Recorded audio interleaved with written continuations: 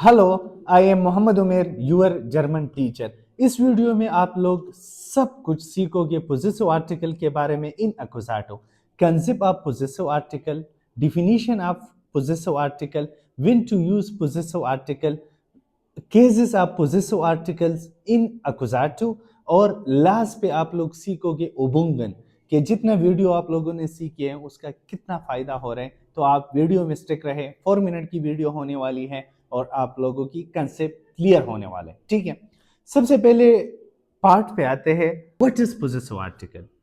तो possessive article is a word that show ownership in a sentence or belonging, जो हमें मिल्कियत show कराता है सेंटेंस में, तो उसको हम कहते हैं पोजेसिव आर्टिकल।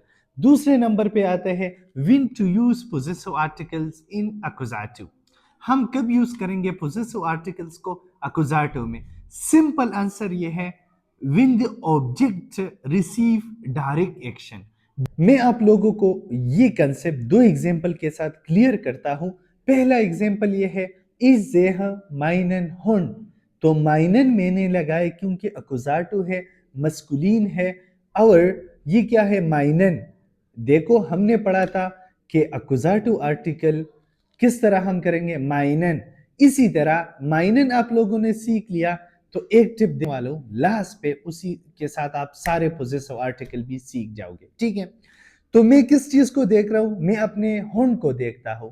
मैं देखने वाला हो गया, इश सब्जेक्ट हो गया, जेह अकुजाटिव वर्ब है, माइनन हुन, माइनन अकुजाटिव पोजेसिव आर्टिकल है मस्कुलिन में, और हुन क्या है, हुन डॉग। तो डायरेक्ट कौन सा वो ऑब्जेक्ट हो गया, हुन क्या हो गया, ऑब्जेक्ट हो गया। दूसरे एग्जांपल से मैं आपकी कंसेप्ट क्लियर करना चाहता हूं, इश्क ऑफ माइनर क्लाइडुम। तो इश्क के साथ क्या आएगा, माइनर, और ये नोमिनेटिव वाला नहीं है, ठीक है, ये अकुजाटिव वाला पोजेसिव आर्टिकल है, क्योंकि यहाँ पे डायरेक्ट एक्शन शो कर रहे। मैं क्या कर रहा हूं, मैं खरीदता हूं, माइनर अपनी अपनी क्लोथ खरीदता हूं। तो ये देखो, या अपने लिए क्लोथ खरीदता हूं, तो ये देखो ये डायरेक्ट एक्शन शो हो रहे। थर्ड नंबर पे आप लोग सीखने वाले हैं कि हम किस तरह केसेस सीख सकते हैं। जिस तरह नोमिनेटिव के केसेस थे, माइन, मायने, माइन, मायने, मस्कुलिन के साथ माइन, फेमिनिन के साथ मायने, न्यूट्रम के साथ माइन और प्लूरल के साथ मायने, उसी तरह है, सिर्फ मस्कुलिन ने काम खराब किया है, बाकी जो हमने नोमिनेटिव में सीख गए थे वही हम लगाएंगे, कोई चेंजेस नहीं लाएंगे। देखते हैं, आप लोगों को यहाँ पे शो हो रहा होगा बोर्ड पे, तो वो आप देख ले। सबसे पहले आप लोगों को केसेस नजर आ रहा होगा, यानी पर्सनल प्रोनोमन इश, दू, एया, इज, जी, विया, इया, जी एस स्मॉल और जी एस कैपिटल।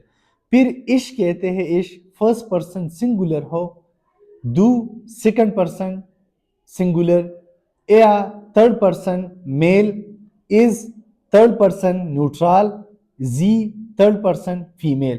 अभी प्लूरल की तरफ आ जाए, विया फर्स्ट पर्सन प्लूरल, या सेकंड पर्सन प्लूरल, जी थर्ड पर्सन प्लूरल, जी थर्ड पर्सन फॉर्मेल वे में जब हम बोलते हैं, और वो भी प्लूरल भी हो सकते हैं और सिंगुलर भी हो सकते हैं। अच्छा, हम केसेस किस तरह सीखेंगे? आप लोगों को नजर आ रहा होगा, मस्कुलिन, मस्कुलिन में इश हो जाएगा माइनन, दू डाइनन, एया जाइनन, इज जाइनन, जी ईगन, विया उनजगन, इया ओइगन, जी ईगन, जी ईगन। मगर जी जहां पे स्मॉल है तो वहां पे आई भी स्मॉल होगी, ईगन। जहां पे एस कैपिटल है यानी फॉर्मेल वाला, वहां पे आई भी कैपिटल होगी। न्यूट्रम का किस तरह सीखेंगे? जिस तरह हमने वहां पे सीख गए थे में, तो उसी तरह यहाँ पे भी है।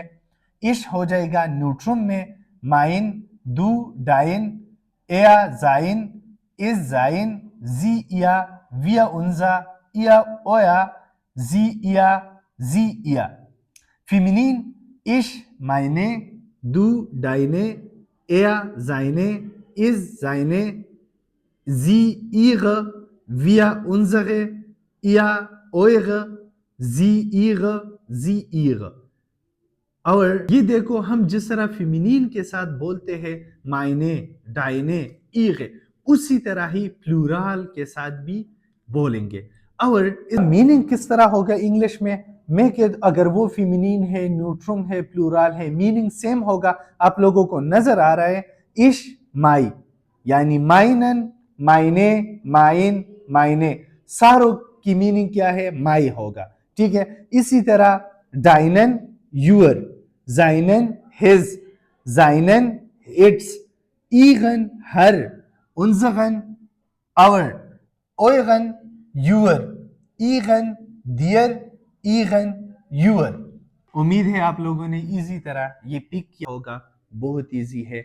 एक का आप लोगों ने सीखना है, फर्ज करें माइन का सीखना है तो माइनन, मायने, माइन, मायने। ठीक है, फिर क्या है, ये एम को हटाना है, डी लगाओगे तो डाइनन होगा, डाइने, डाइन, डाइने। इसी तरह इस लगाओगे जाइनन, जाइने, जाइन, जाइने। बहुत इजी है।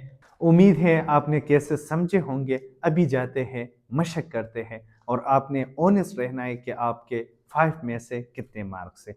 आप लोगों को जर्मन में भी नज़र आ रहा होगा और इंग्लिश में भी। ठीक है, मैं इंग्लिश का मीनिंग भी करूँगा, आप लोगों ने उसमें जो पोजेसिव आर्टिकल है वो उठाना है, उसका मीनिंग बताना है। तो यहाँ पे पहला एमसीक्यूज नज़र आ रहा है, इश कोफ डेश क्लाइडुम। जिस नाउन के लास्ट में यूएनजी आ जाए, KEIT आ जाए या HEIT आ जाए, वो फेमिनिन होंगी।